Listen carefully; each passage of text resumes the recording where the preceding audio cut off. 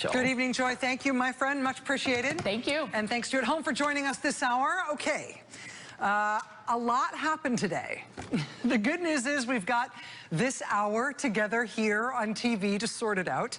I will tell you right now, we've got more guests than we usually have on the show this hour. That is specifically because I wanted to get experts and lawyers and reporters on the air to explain each of these big surprise developments in today's news, one after the other, piece by piece. So we're going to get to a lot tonight, and we're going to get a lot of expert help figuring it out. Here's basically the table of contents, though.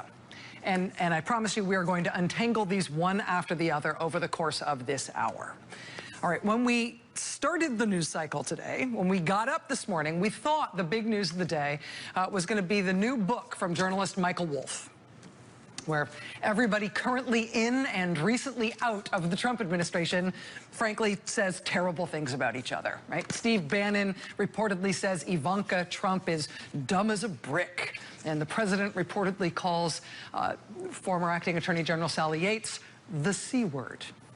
And Tom Barrack, supposedly one of the president's closest friends, reportedly calls the president not only crazy, but stupid. Right?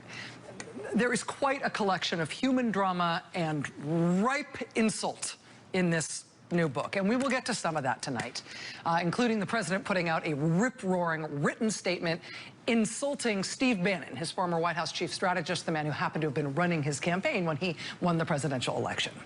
So that's all out there as of today. But I have to tell you, there is also some non-human drama news in this book that is perhaps less soap opera, less human intrigue, but more legal liability. There are a couple of serious claims in this new book, apparently by people in a position to know, that could indicate new liability we didn't know about before for the president and members of his family on obstruction of justice. So, yes, for sure, the insults and the damning anecdotes are sort of impossible to turn away from. The former deputy chief of staff of the White House saying the president is like a child. The reported suspicion by members of the White House staff that the president may only be semi-literate. There's a lot there, and we'll get to some of that stuff tonight.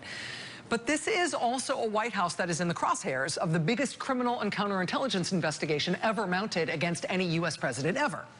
And so watch for these newly unearthed potential legal liabilities to be triggers for upset in the White House, and potentially for renewed aggression by the White House and by Republicans who support the White House against the special counsel and the FBI. And on that front, there's a whole lot of stuff that just happened today, and a lot of it was a surprise. Let's start with the U.S. attorneys. You'll remember that back in March, President Trump fired all the U.S. attorneys, all the federal prosecutors all around the country. Now, it's within a president's purview